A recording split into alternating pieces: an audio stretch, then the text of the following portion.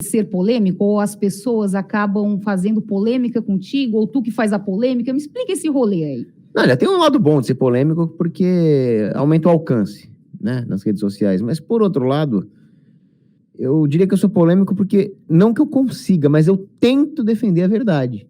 E as pessoas têm uma aversão à verdade. Então elas acabam, de certa forma, me censurando, às vezes até me perseguindo. E o que me deixa triste não é só a perseguição, mas também a aversão que as pessoas têm à verdade.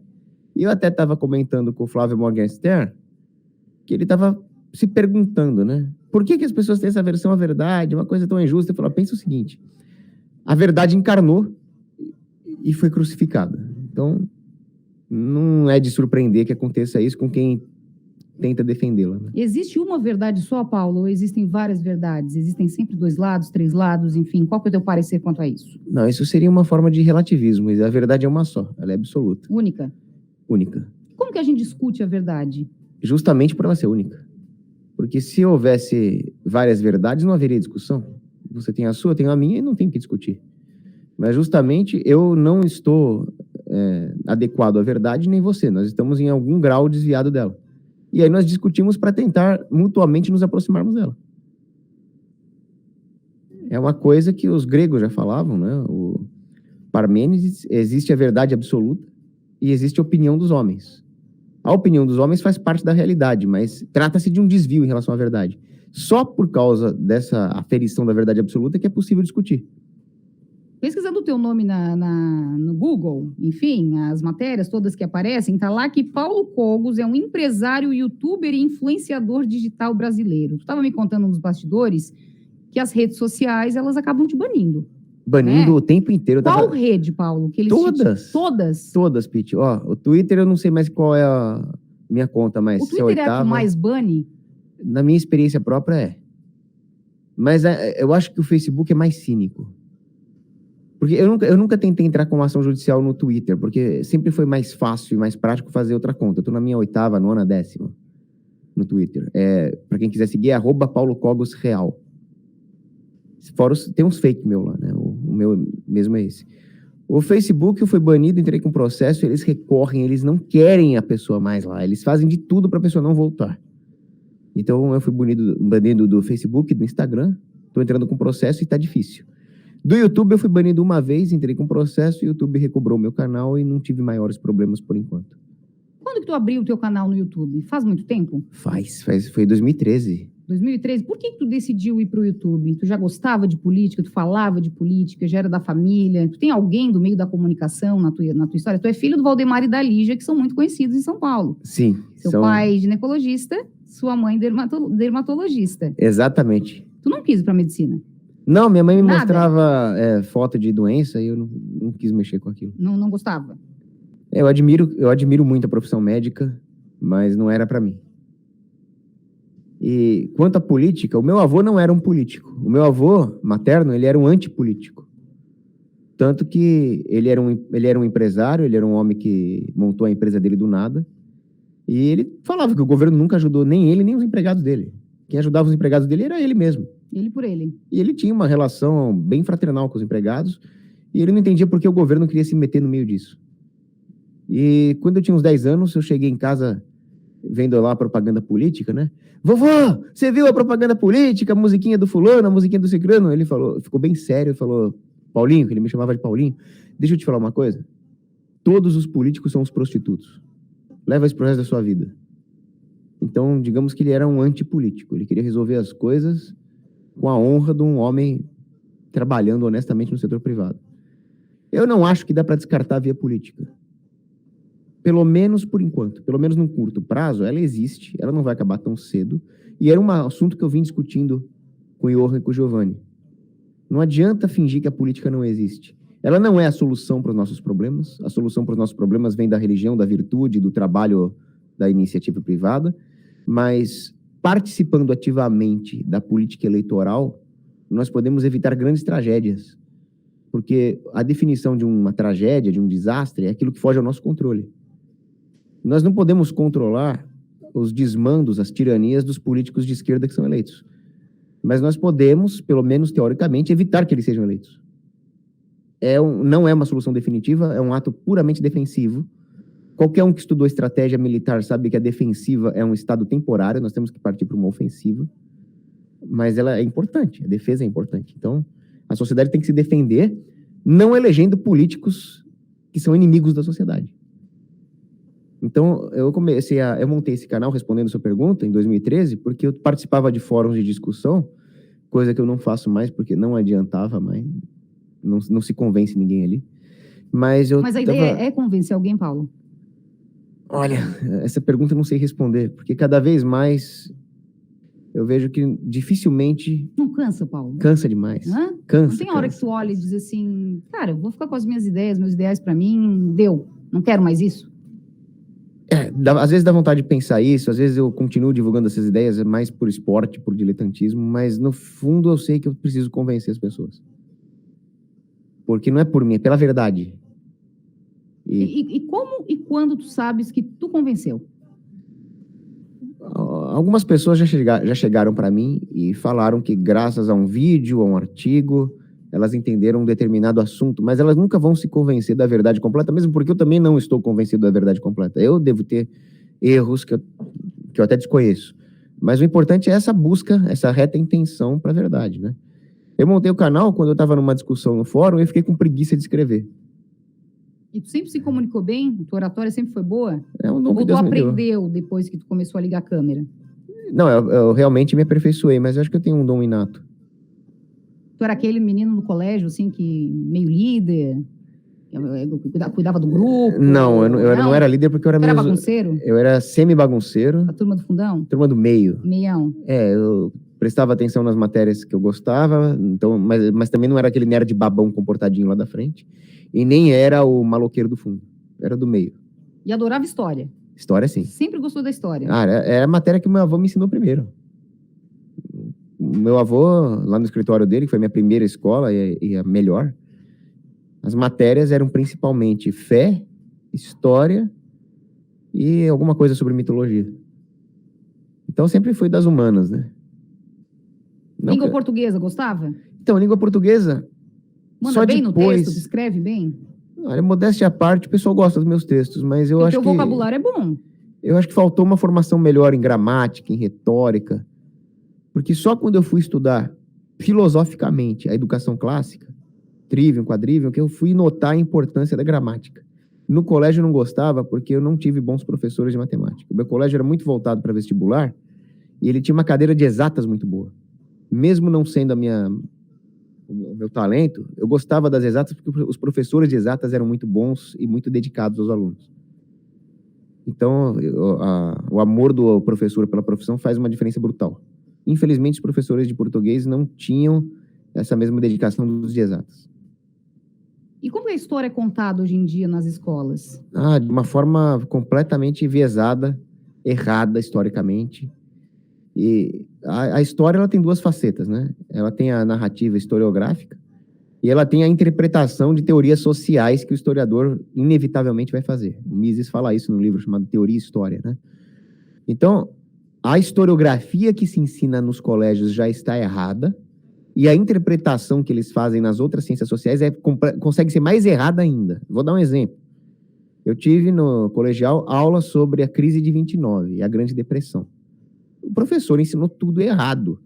Eu me lembro que ele usou o seguinte termo, ele falou, não, a crise de 29 foi uma crise de superprodução. Eu falei, não existe crise de superprodução. A humanidade nunca produziu tudo o que ela quer consumir.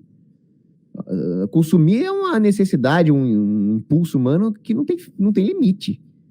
É só você perguntar para um marido se ele der um cartão de crédito para a mulher, o que ela vai fazer? Né? Toma, meu amor, tá aqui um cartão de crédito ilimitado para você. Ela vai demandar tudo. O problema da humanidade é a produção. Quando o professor falou que tem uma crise de superprodução, eu realmente não entendi. Foi a primeira vez que eu resolvi... Questionou? Não, questionar eu já questionava muita coisa, mas foi a primeira vez que eu fiz um questionamento econômico mesmo. Porque eu não entendia nada de economia. Foi, mas a economia por trás dessa teoria desse professor está errada. Se a humanidade, a melhor coisa que poderia acontecer para a humanidade é uma crise de superprodução. Ia matar a fome no mundo. Então foi um problema de distribuição da riqueza que foi produzida. Mas não foi isso que ele falou. Ele falou crise de superprodução. Então aí eu comecei a discutir com ele e ele veio falar do New Deal. que foi como o Roosevelt teria resolvido a Grande Depressão. Não, ele exigiu programas de criação de emprego, ele subsidiou certas empresas. Mas como é que criar emprego vai aumentar, vai corrigir a crise? Você só está usando mais mão de obra para produzir a mesma coisa. Então, as coisas não faziam sentido intuitivamente para mim. Talvez até por ter tido uma boa formação de exatas, aquilo não era aritmeticamente lógico. Mas, ao teu ver, ele te ensinava errado porque ele aprendeu errado? Qual o interesse dele em ensinar a história de uma maneira errônea? Eu acho que não é culpa dele, o cara era gente boa. Eu era amigo dele, discutia com ele. Uma vez eu fiquei 3 horas com ele falando de guerra do Vietnã. Era um cara gente boa, nada contra ele. Mas eu acho que ele aprendeu isso errado na faculdade de história dele. E ele nunca teve a oportunidade de ter contato com a ciência econômica. Então ele interpretava a história com teorias econômicas erradas. Isso é muito perigoso. Porque a hora que o sujeito tem uma teoria errada na cabeça, não adianta ele saber a historiografia correta. Ele vai interpretar errado. Outro dia eu fiz um vídeo refutando um canal de economia, porque ele citou uma crise nos anos 70 na Holanda, e ele disse que a crise na Holanda aconteceu porque eles descobriram imensas reservas de gás natural. Falei, alguém ficaria triste de descobrir imensas reservas de petróleo ou de gás natural no quintal da sua casa? Não. Isso seria uma dádiva. Então, por que um país teria problemas com isso? Realmente houve uma crise nos anos 70. Então, historiograficamente, a afirmação de que teve uma crise na Holanda nos anos 70 está correta. Mas a teoria do cara estava errada. Ele falou que o problema era ter descoberto recursos naturais. Isso não é um problema. O problema foi a intervenção do governo holandês na economia, que decorreu a partir da descoberta dessas reservas. Aí eu tive que fazer uma extensa pesquisa para refutar o vídeo dele. Isso se chama lei de Brandolini. É a lei da besteira. Quando alguém fala uma besteira, ele vai gastar 1 minuto para falar uma besteira. Para refutar a besteira, você vai gastar 20 minutos e com extensa pesquisa. Essa é uma lei de Brandolini, né? A energia e o tempo para refutar uma besteira é 10 vezes maior do que aquele gasto por quem falou a besteira. E também depois que solta, depois que foi falado, foi, né? Não tem mais como voltar também, né? Mais difícil. E o pior é que isso é repetido exaustivamente na mídia, na imprensa, nas faculdades, no senso comum, e as pessoas vão acreditando. Elas acreditam em coisas como o mercado gera grandes monopólios, então o Estado tem que regular. Nunca ninguém discorreu sobre isso, a não ser a escola austríaca de economia, que é a que eu sigo, mas as pessoas acreditam nisso. Se você chegar para alguém na rua, pergunta para o cara se é socialista ou capitalista. Não, eu sou capitalista, eu sou Bolsonaro. Legal. E o livre mercado, deixa de ser regulado ou o governo tem que regular? Não, tem que regular para não formar monopólios. Mas isso é um pensamento socialista. O cara nem sabe que ele é socialista. A maioria das pessoas, elas não sabem a diferença entre esquerda, direita, extrema e, enfim, conservadorismo. No próximo bloco a gente vai falar um pouquinho sobre conservadorismo. Vamos. Fica aí com a pergunta, vamos para o intervalo e a gente já volta hoje só comigo, Pittsburgh, no programa do Avesso. O Vitor me abandonou, tá lá no festival dele. Eu queria muito que ele participasse hoje, porque o Vitor é cineasta e eu sei que o Cogos também está no Red Pill do Brasil Paralelo. Vocês estão questionando aí a maneira como o cinema atua, também tem isso? Sim, nós fizemos uma conversa de Red Pill sobre distopias no cinema. Legal, seria um papo legal, mas na próxima. Okay. Vamos ao intervalo e a gente já volta com o Paulo Cogos hoje aqui na Rádio Som Maior. Programa do Avesso de volta, hoje recebendo ele, Paulo Cogos. Tu se apresenta como, Paulo? Como um youtuber, como um empresário? Tu cuida também dos negócios dos seus pais? Eu tenho uma empresa chamada Lígia Cogos Dermocosméticos, minha mãe formula os produtos. Não, né? É a rainha do Botox, é verdade? Ela foi uma das primeiras?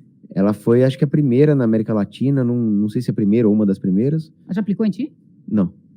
Mas ela é a maior aplicadora de Botox para fins estéticos na América Latina. A Mauri Júnior, tudo, né? Eu acho clássicos. Eu não sei assim, exatamente quem ela aplicou, mesmo porque tem uma questão de segredo médico. Mas o que eu sei é que a maior aplicadora era uma clínica oftalmológica, que se usa muito também em outras áreas da medicina, urologia, oftalmo. Mas eu acho que na área estética, minha mãe é a maior da América Latina. Ô Paulo, eu quero saber a importância do debate. Por que às vezes muitas pessoas elas têm dificuldade, elas fogem do debate, elas estão mais para o embate? Porque elas não estão a serviço da verdade, elas querem ganhar, elas querem ser a melhor no debate. Se por acaso elas tiverem alguma intuição de que elas estão erradas, elas preferem usar alguns sofismas para fazer valer o seu ponto. Porque elas não querem que a verdade ganhe, elas querem que elas ganhem. É uma questão de soberba. É o contrário de João Batista, né? João Batista falou que, nas suas pregações, que eu diminua para que Cristo cresça. As pessoas não. A verdade é que se dane, não importa que eu seja o tal do debate. É uma atitude que, às vezes, eu estou sujeito a isso, eu já fiz isso, já quis me sobressair, por me sobressair, eu não vou negar. É um vício que nós temos que combater, é o vício da soberba. Vamos falar um pouquinho de conservadorismo? Vamos. O que é o conservadorismo? Que todo mundo fala, ultimamente tem se falado muito num Brasil conservador. Às vezes falam até de maneira um pouco jocosa do conservadorismo. As pessoas sabem o que é o conservadorismo? Não. Conta pra gente o que é. O que é ser conservador, Paulo? Olha, o grande problema das pessoas que se dizem conservadoras é que elas estão pautando o conservadorismo por ser anti-algo. Então, para a maioria das pessoas, ser conservador é ser anti-esquerda, anti-PT. Às vezes, quando o cara é um pouco mais sofisticado, é um anti-progressista. Mas nós não podemos nos pautar no não ser. Nós não podemos nos pautar pela negatividade. Ser um antipetista não diz nada. É preciso ter um sólido conjunto de premissas a serem defendidas, de pressupostos. O conservador vai ter alguns pressupostos que não podem ser violados. Então eu diria, por exemplo, que o sujeito que defende o aborto ou desarmamento, ele não é um conservador. Não, mas eu voto contra o PT. Isso não me garante nada. Eu quero saber Tem nada a ver com o partido. Nada, zero. Nada, zero. Zero. É isso que rola essa confusão? Sim, porque outro dia tinha um petista que fez um projeto de lei que eu era a favor, eu falei, não, esse petista tá certo. E me xingaram de comunista para baixo. Ah, você não é conservador? Não, eu sou conservador porque, por uma coincidência raríssima, esse petista fez algo coadunado com as ideias conservadoras. Não sei se... Por uma coincidência. Então, esse é o grande ponto. Nós não defendemos um partido como um time, nós não defendemos ideias como porque ela é do meu partido, porque eu defendo uma ideologia assim, sabe? As ideologias já não são conservadoras. As ideologias já são uma deturpação da verdade. Elas colocam as ideias dentro de pacotões prontos e as pessoas defendem aquele pacote sem raciocinar o que elas realmente estão defendendo. O conservadorismo, ele vai primeiro buscar o que é a verdade, ele não pode defender algo fora disso. Depois, o conservadorismo vai buscar conservar a ordem natural dentro dessa verdade. É a ideia de lei e ordem. Mas não é uma lei e ordem só porque um político deu uma rabiscada num pedaço de papel. É uma lei e ordem impressa no universo, que emana da realidade, da natureza das coisas. Então, por exemplo, a propriedade privada, ela não é válida, legítima, só porque um político rabiscou um papel. Faz parte da natureza humana ter aquilo que é seu. Uma propriedade privada, isso é um direito natural. O conservador vai defender uma ordem onde exista o respeito a essas leis. Ele vai defender uma ordem social, uma associação política das pessoas, onde essas instituições que precedem a política, como a família, a propriedade privada, sejam respeitadas. Isso é o conservador. Agora, o progressista é o quê? O progressista é a tentativa de moldar a sociedade para maximizar alguma coisa em detrimento do respeito a essa lei natural. São as utopias, as ideologias, e para isso ele vai usar um método revolucionário. Mas revolução não é só colocar barricada na rua e jogar uns molotov, quebrar umas vitrines. A revolução é uma revolução contra o transcendente. É uma revolução contra Deus, é uma revolução contra a razão, é uma revolução contra a lógica. O conservador pode muito bem colocar barricadas na rua e tacar coquetel molotov. Se ele estiver lutando contra um regime tirânico. Não é isso que vai definir um conservador. Porque também tem muito conservador que é pseudo-intelectual, e ele entende que conservadorismo não é só uma questão partidária, aí ele lê um resumo de política da prudência, alguma coisa assim, ele fala, não, o conservador é aquele que vai querer um processo lento, é aquele que vai evitar a revolução nas ruas. Não, não é isso. O conservador vai defender a ordem natural. Se ele precisar botar barricada na rua e quebrar algumas coisas, ele vai fazer. Porque ele está num processo contra-revolucionário. Ele está contra os opositores da lei natural e da ordem. Eu vi um vídeo teu que eu achei muito bonito, uma fala tua, onde tu dizias que há que se respeitar, não essas palavras aí, tu pode me corrigir, né? Que há que se respeite quem construiu tudo, quem chegou antes. Que agora essa galera tá o quê? Destruindo? Exatamente. Porque aqueles que construíram... É o jovem, Paulo, que tá assim? É uma nova geração? Eu não acho que a culpa é do jovem. A culpa é da sociedade inteira. Porque o jovem aprendeu a fazer revolução com são os revolucionários antigos. O Saul Alinsky, por exemplo, que escreve um livro de regras para revolucionários radicais. Ele é o guru de muitos jovens que estão fazendo bobagem hoje. Então, se não me engano, era do Ortega y Gasset essa frase, ou de alguém que valha. Acho que Gomes Dávila. Mas que é melhor aprender com aqueles que construíram a civilização do que quem a está destruindo. Então, é muito importante olhar para a história da filosofia, a história do pensamento, e ver que pessoas como Aristóteles, pessoas como Santo Tomás de Aquino, chegaram em verdades que são irrefutáveis. Porque o objetivo das ciências, embora elas estejam abertas ao debate, né, o Alexandre de Moraes e o Barroso não são nem um pouco científicos, eles não estão abertos ao debate, o objetivo da ciência não é propiciar o debate, o objetivo da ciência é chegar a verdades. A filosofia é uma ciência e ela chegou a verdades. Só que aí existe o ego dos filósofos revolucionários modernos que querem mudar as coisas. E aí eles negam uma tradição filosófica. No que eles negam a tradição filosófica, eles vão inserir falsas doutrinas, ideologias na sociedade que vão ser muito destrutivas. Aí o que acontece hoje? Não importa a idade da pessoa, pode ser um jovem, pode ser alguém idoso, ele vai agir de forma revolucionária se rebelando contra a tradição já estabelecida, mas ela não é estabelecida por decreto. A tradição ela é estabelecida pelo seu resultado, pelo seu sucesso, como base do empreendimento civilizacional. A sociedade baseada no pensamento tomista, aristotélico, na lei natural, ela construiu a civilização ocidental, ela fundou as universidades, ela propiciou as ciências, as artes, o respeito pelo direito do homem, enquanto que as falsas doutrinas resultaram em massacres, em genocídio, em estupro, em todas as ideologias vermelhas, o sangue da Revolução Francesa, o sangue do nazismo, do fascismo e do comunismo. Então é um fracasso como base teórica da civilização. Então por que as pessoas insistem nisso? Por que elas se acham tão especiais a ponto de achar que a doutrina revolucionária nelas vai funcionar? Porque elas são mais brilhantes do que dos outros revolucionários. Agora vai dar certo. Agora vai ser comunismo mesmo. Não vai funcionar porque está contra a teoria tradicional. Ô Paulo, mas a tradição por si só também não acumula vários vícios e erros, enfim? Sem dúvida. Mas aí que tá. A tradição, ela está aberta a purgar esses erros. O Olavo de Carvalho fala isso.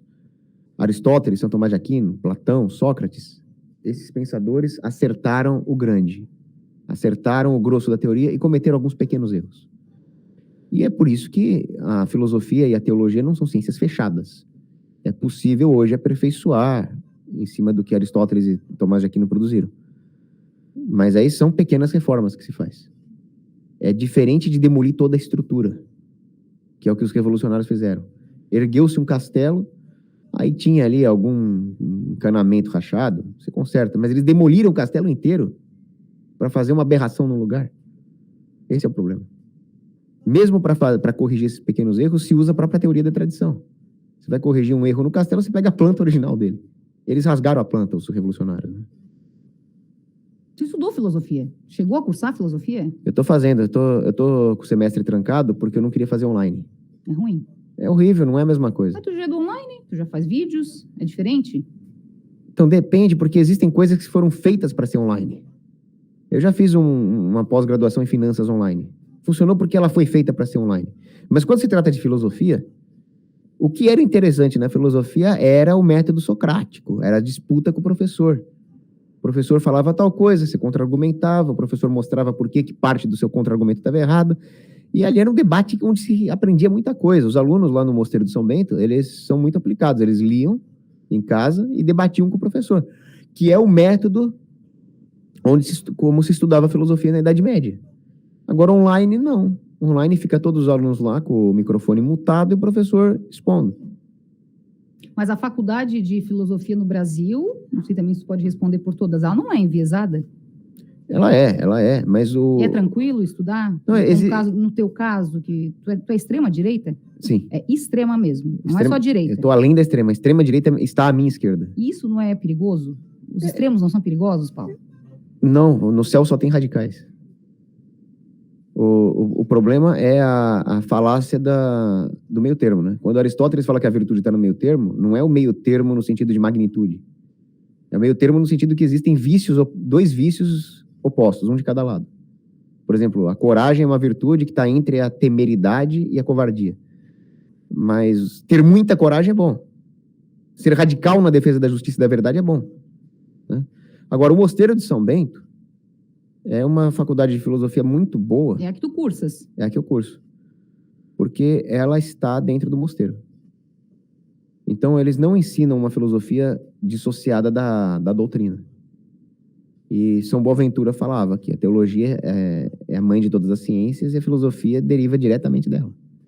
Então, a filosofia no Mosteiro de São Bento tem professor comunista. Eu tive professor comunista lá, o cara que apanhou do Erasmo Dias no regime militar, mas ele está lá justamente como uma exceção que confirma a regra. Os professores são muito estudados na tradição. Eu tive um professor brilhante, o Franklin, um dos melhores professores que eu tive, que é professor do Mosteiro, e ele é o maior especialista em Descartes do Brasil. E ele não gosta do Descartes, ele gosta da tradição medieval. E justamente ele dá aula sobre Descartes, mostrando os erros do Descartes. Eu acho maravilhoso isso. Então, o Mosteiro de São Bento, para quem quiser cursar uma filosofia séria, eu recomendo. Porque, tem muito conservador que não entende o que está falando, que fala, tem marxismo, isso é doutrinação. Pelo amor de Deus, nós temos que estudar Marx. Eu tenho Marx no Mosteiro de São Bento. Mas nós estudamos Marx, São Tomás de Aquino, Scheler, Descartes, né, Spinoza. Estudamos todo mundo, não só Marx, como nas faculdades marxistas. Porque as discussões ficam muito rasas, né, Paulo? Quando a pessoa não aprofunda, né, como tu diz. Mas eu sou um conservador, mas nem estudou, o cara nem sabe. Virou meio que uma modinha também ser conservador hoje em dia? Nossa, muito bom ponto, Pete. Virou modinha mesmo. Clubismo, o pessoal acha cool. É que nós estamos num ponto da história onde o conservadorismo teve aí um ressurgimento devido a uma confluência de vários fatores. E justamente estão tentando demolir esse ressurgimento do conservadorismo, mas é um conservadorismo tímido, superficial, que foi uma reação natural de uma sociedade onde o progressismo mostrou a sua verdadeira face e as pessoas perceberam que os próprios progressistas perceberam que estavam querendo dar passos maiores que a perna, que as pessoas perceberam alguma coisa, houve uma volta ao conservadorismo, mas não muito. E agora os progressistas estão tratando de destruir esse ressurgimento do conservadorismo. Por exemplo, você teve a Revolução Francesa na França. Depois teve uma pequena volta ao classicismo, à monarquia, né, Napoleão III. Depois voltou o progressismo republicano com toda a força. Aqui é a mesma coisa. Os progressistas mostraram tantas absurdidades, ideologia de gênero, aborto, que a sociedade falou, bom, o que está acontecendo? Aí no mundo inteiro houve Bolsonaro, Salvini, Geert. E agora eles estão tratando de destruir o Trump. Estão tratando de destruir isso. De várias formas. E para mim a mais perniciosa delas seria essa história de terceira via. Não, a terceira via é um conservadorismo light. Não, não é um conservadorismo light. É um esquerdismo enrustido. A terceira via é realmente o golpe final no conservadorismo. Porque se fosse só conservadores contra petralhada, ficava mais fácil. A terceira via vai defender exatamente as agendas globalistas do PT e do PSDB, disfarçados de conservadores. E como os conservadores não estudaram de onde veio o conservadorismo, eles vão ser facilmente enganados pela terceira via.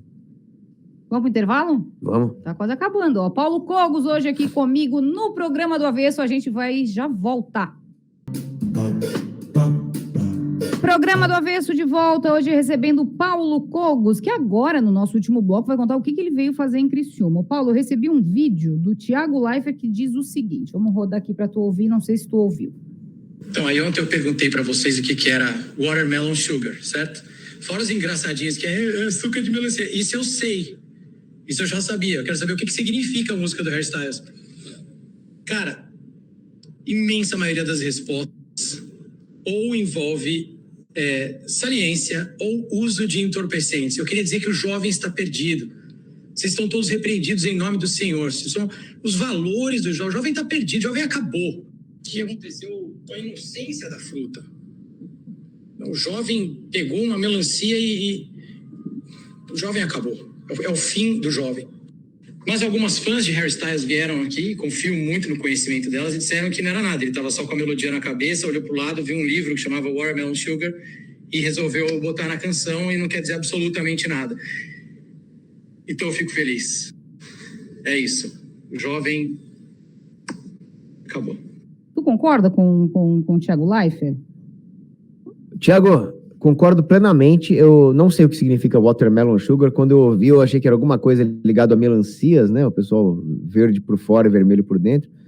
Mas eu sei que essas músicas aí, elas têm umas mensagens subliminares, satânicas às vezes. Então, eu não sei o que isso significa. Mas concordo plenamente que o jovem está completamente perdido, não só no Brasil, mas na civilização ocidental também.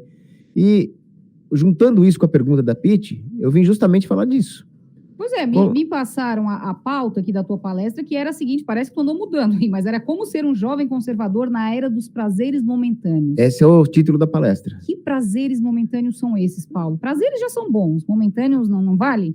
Então, o prazer é uma coisa boa? É. Os prazeres todos, né, tanto sensoriais, sexuais, os mais elevados, foram todos criados por Deus. Mas como o C.S. Lewis escreve, nem sempre ele é aprovado por Deus, dependendo da forma como ele é feito. Então, é claro, o prazer sexual dentro do casamento é uma coisa divina. Numa situação de adultério, é uma coisa satânica. O problema é que hoje os jovens e a sociedade inteira não param para ver se os prazeres que eles estão praticando são lícitos ou ilícitos. E aí eles acabam se perdendo. Inclusive, quando eu fiz a chamada para essa minha palestra, que vai ser amanhã, às 19 horas, me ajuda aí, pessoal. 19? Como é que é o nome do hotel? Interclass Hotel, às 19 horas, amanhã, dia 27 de novembro, aqui em Criciúma. E quando Ela eu fiz é para o jovem, a palestra? É para todo mundo, mas eu vou falar bastante sobre essa questão ligada ao jovem de hoje, que é voltado para prazeres momentâneos. Então, está aberto para todo mundo, mas é especialmente útil para os jovens. E justamente a minha chamada foi uma frase de Sêneca.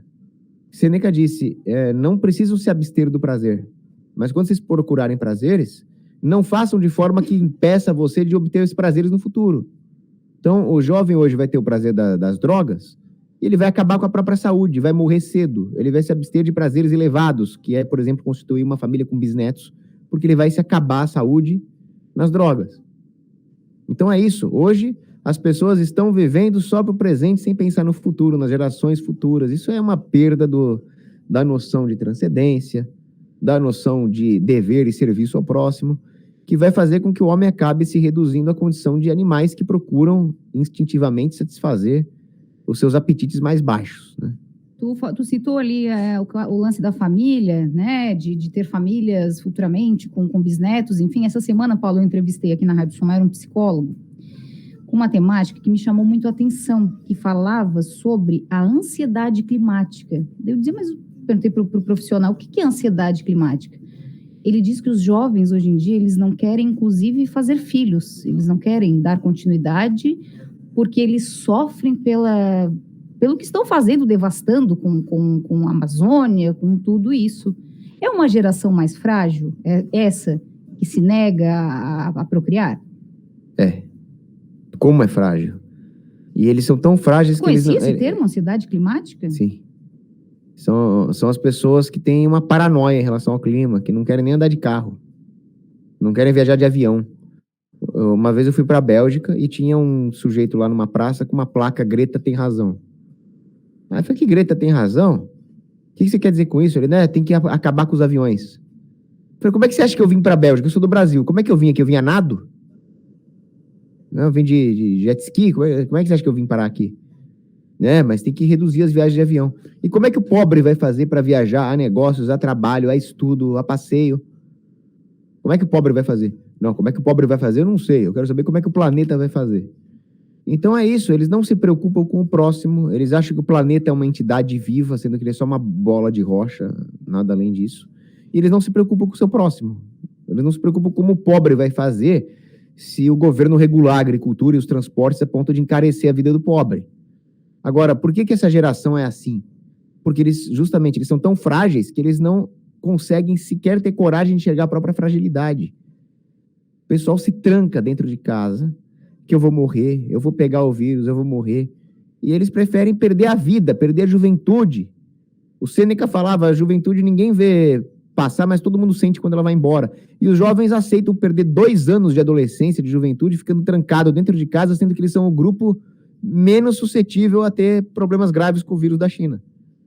É um negócio climático. Falava-se em aquecimento global, agora está vendo que a Terra está resfriando, mudaram para mudança climática, não mais aquecimento global. É sempre para incutir o medo. E o jovem tem esse medo justamente porque ele vive para o presente. Não, Cogos, ele está pensando no futuro do planeta. Não. Ele tem medo de perder a sua vidinha hoje. E, ao mesmo tempo, ele não tem medo de jogar lá fora, trancado dentro de casa. Quer dizer, é uma incoerência tão grande. É um medo de viver junto com o medo de morrer. É um pensamento desordenado de medo do futuro, mas sem se precaver para o futuro. É um medo de perder a vida presente, esquecendo do que se deve fazer no presente. Enfim, é uma contradição atrás da outra. Tudo isso é covardia, não é medo. Que medo todo mundo tem que ter. Não existe coragem sem medo. O corajoso sem medo, ele não é corajoso, ele é louco. Mas quando esse medo se transforma em covardia, impede a pessoa de viver uma vida humana, decente, ela está doente, espiritualmente, intelectualmente. Por exemplo, eu tenho medo de ser atropelado, certo? Por isso que eu não saio correndo no meio da avenida igual um louco. Eu olho, espero o sinal abrir. Mas eu não fico trancado dentro de casa achando que um carro vai me pegar na rua. Senão eu não posso ir até a padaria, concorda? Os jovens hoje estão assim. Eles não saem... É como se eles estivessem com medo de ser atropelados e, ao mesmo tempo, tivessem uma letargia em relação à vida. Só que é estranho isso, porque como o Tiago muito bem disse, né? O jovem hoje perdeu a sua inocência. Só que a inocência do jovem é essencial para o futuro da sociedade. O Papa Pio XII falava isso. O jovem inocente, que sem tantas cargas de pecado na vida, ele consegue buscar uma vida virtuosa, ele vai iluminar a sociedade com o exemplo dele. Hoje nós não temos isso. Existem pessoas idosas, virtuosas, mas vão falar que eles são caretas, retrógrados, ou que eles quebraram muito a cara na vida e agora aprenderam, mas não tem aquela santidade inocente que só o jovem tem. Acabou o nosso tempo. É, mais ou menos isso. Foi um prazer momentâneo? Uma horinha aqui? Não, eu digo, não, acabou o nosso tempo de... Não, acabou o tempo do programa também, ó. Ficou dúbio. Pois é, então eu fico triste que acabou o nosso tempo, porque eu gostei demais da conversa, gostei demais do programa, fico muito honrado, quero agradecer a você, aos espectadores e ao Giovanni e eu que me trouxeram aqui. Não quiseram falar os dois, hoje era só eu e tu. São um pouco tímidos, é isso porque não tem imagem, né? Pô, tem que perder a timidez. A TV é mais difícil, sabia? Ô, Paulo, amanhã, 7 horas da noite, no Interclass Hotel. Você está convidadíssimo. Uma palestra para quem quiser chegar. Alimento, doação? Como é que é? R$35, eu acho que eu tenho aqui o flyer, deixa eu ver aqui. Antecipado 25, no local 35, e tem uma reserva antecipada 991040223. Vou repetir porque tem gente já pedindo aqui, ó, 991040223. Como ser um jovem conservador na era dos prazeres momentâneos. Eu recebi hoje no estúdio, para fechar nossa semana de programa do Avesso, sozinha, o Paulo Cogos. Obrigada por ter aceito o nosso convite. Eu que agradeço, Piti. Estou à disposição. Qual foi a música que tu escolheu para fechar o Avesso hoje? Mas eu vim novamente para esse estado que eu gosto tanto, que é Santa Catarina, não poderia ter deixado de escolher uma música catarinense, né? Então eu coloquei aí Terceira Dimensão. Vou para Santa Catarina. Seja bem-vindo. Som na caixa de GFN. Tchau, Avesso. Beijo, bom fim de. Até segunda.